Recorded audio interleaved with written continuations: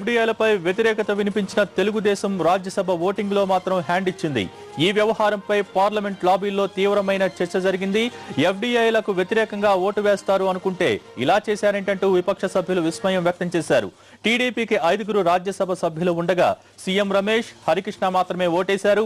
Sujana Chowdary, Sudharani, Devendra Goud గైర్హాజరయ్యారు. గైర్హాజరుపై TDP సభ్యులు ఎవరికీ సమాచారం ఇవ్వలేదు. అటు చంద్రబాబు నాయుడు కూడా ఎంపీల గైర్హాజరు విషయం తెలిసి ఆశ్చర్యపోయారు. ఎంపీల తీరుపై టీడీపీలో తీవ్ర ఆగ్రహం వ్యక్తమవుతోంది. గైర్హాజరైన వారికి నోటీసులు జారీ చేయాలని నేతలు డిమాండ్ చేస్తున్నారు.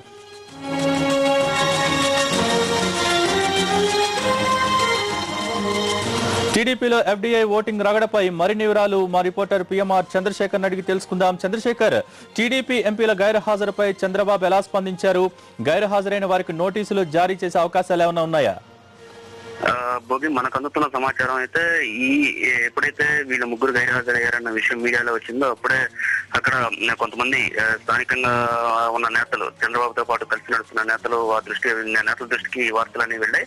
సో వెంటనే ఈ విషయాన్ని ఇదే విషయాన్ని టీడీపీ అధినేత చంద్రబాబు నాయుడుకి చేరవేయడం జరిగింది. సో ఆయన వెంటనే ఆశ్చర్యానికి గురైనట్లుగా తెలుస్తుంది. ఎఫ్డీఐలకు సంబంధించి చాలా కాలంగా మనం వ్యతిరేకంగా మా పార్టీ విధానం అయితే వ్యతిరేకంగా ఉంది. లోక్సభలో కూడా దీని మీద వ్యతిరేకంగా మాట్లాడారు. మొత్తం ఓవరాల్ గా చూసుకుంటా ఉంటే గత కొంతకాలంగా ఎఫ్డీఐలకు వ్యతిరేకంగానే టీడీపీ పోరాడుతుంది. సో ఈ నేపథ్యంలో ఈ విషయాలన్నీ తెలిసి కూడా ఎఫ్డీఐలకి సంబంధించి పార్లమెంట్ లో లోక్సభలో ఓటింగ్ జరిగింది, రాజ్యసభలో ఓటింగ్ జరుగుతున్న క్రమంలో వీళ్ళు ఎలా గైర్హాజరయ్యారనే ఆశ్చర్యాన్ని టీడీపీ అధినేత వ్యక్తం చేసినట్లుగా మనకు సమాచారం ఉంటుంది. సో దీనికి సంబంధించి మరింత వివరాలు తెలుసుకున్న తర్వాత షోకాజ్ నోటీస్ కూడా జారీ చేయాలనే ఆలోచనలో టీడీపీ అధిష్టానం ఉన్నట్లుగా మనకు సమాచారం ఉంటుంది. ఒకవైపు ఇదే అంశం మీద పార్టీలో తీవ్ర అగ్రహావేశాలు వ్యక్తమవుతున్నాయి. ఇప్పటికే పార్టీ రకరకాల విమర్శలు, ప్రధానంగా జగన్ పార్టీ వైఎస్ఆర్సీపీ చేస్తున్న విమర్శ ప్రధానంగా అవుతుంది.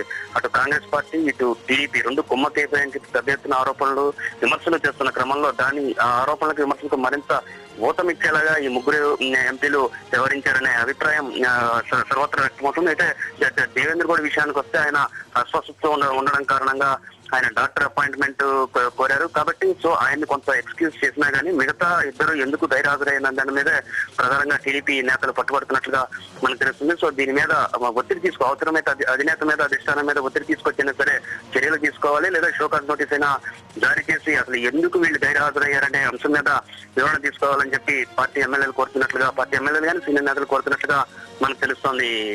భోగి ఓకే, పిఎంఆర్ గైర్హాజరుకి సంబంధించి ఈ నేతలు, గైర్హాజరైన నేతలు మీడియాకి ఏమైనా వివరణ ఇచ్చే ప్రయత్నం చేశారా? పార్టీలో ఇంటర్నల్ గా నేతలు ఎటువంటి చర్చ చేస్తున్నారు ఈ ఇష్యూకి సంబంధించి పర్టికులర్ గా?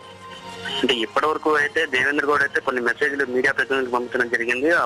డాక్టర్ అపాయింట్మెంట్ కారణంగా తాను హాజరు కాలేకపోయాను అని చెప్పడం జరిగింది. మరొక వైపు సుధారాణి గాని, అలాగే ఇక సుజనా చౌదరి వీళ్ళు ఇంకా పార్టీకి కూడా అందుబాటులోకి వచ్చినట్లుగా సమాచారం లేదు. సో వచ్చిన తర్వాత వాళ్ళ దగ్గర పూర్తి స్థాయి వివరాలు తీసుకున్న తర్వాత ఎందుకు గైర్హాజరు కావాల్సి వచ్చిందన్న దాని మీద వివరణ తీసుకున్న తర్వాత టీడీపీ షోకాజ్ నోటీస్ జారీ చేయాలా, లేకపోతే ఏకంగా వాళ్ళ మీద ఉన్న చర్యలు తీసుకోవాలనే దాని మీద ఒక నిర్ణయానికి వచ్చే అవకాశం ఉన్నట్టుగా కనిపిస్తుంది. ఏదేమైనా కానీ వాళ్ళు గైర్హాజరు అవటం మీద మాత్రం, ఏ కారణాల రీత్యా వాళ్ళు గైర్హాజరైనా కానీ గైర్హాజరు కావటం మీద మాత్రం టీడీపీలో తీవ్ర ఆగ్రహావేశాలు వస్తుంది. ఖచ్చితంగా దీనికి సంబంధించి ఏదో ఒక చర్యలు తీసుకోకపోతే పార్టీ మరింత డ్యామేజ్ అయ్యే ప్రమాదం ఉందని చెప్పి మాత్రం టీడీపీ నేతలందరూ ముక్తకంఠంతో చెప్తున్నట్టుగా కనిపిస్తుంది.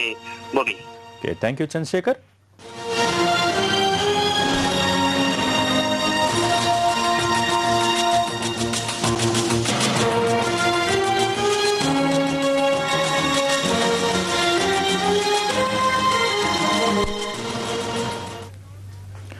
ఎఫ్డీఐలపై రాజ్యసభలోనూ విజయం సాధించింది యూపీఏ. 14 ఓట్ల తేడాతో ఎఫ్డీఐ తీర్మానాన్ని గెలుచుకుంది. మొత్తం 232 మంది సభ్యులు ఓటింగ్ లో పాల్గొన్నారు. ఎఫ్డీఐలకు అనుకూలంగా 123 మంది ఓటేగా, వ్యతిరేకంగా 109 మంది ఓటేశారు. కీలక పార్టీలైన ఎస్పీ, బీఎస్పీలు ప్రత్యక్షంగా, పరోక్షంగా యూపీఏకు సహకరించాయి. ఓటింగ్ కు కొద్ది నిమిషాల ముందు సమాజ్వాదీ పార్టీ సభ నుంచి వాకౌట్ చేసి ఎఫ్డీఐలకు అనుకూలంగా వ్యవహరించింది. మాయావతి పార్టీ బీఎస్పీ డైరెక్ట్ గా తన మద్దతును తెలిపి ఎఫ్డీఐలకు అనుకూలంగా ఓటేసింది. నామినేటెడ్ ఎంపీల్లో ఒక్క సచిన్ మినహా అందరూ హాజరయ్యారు.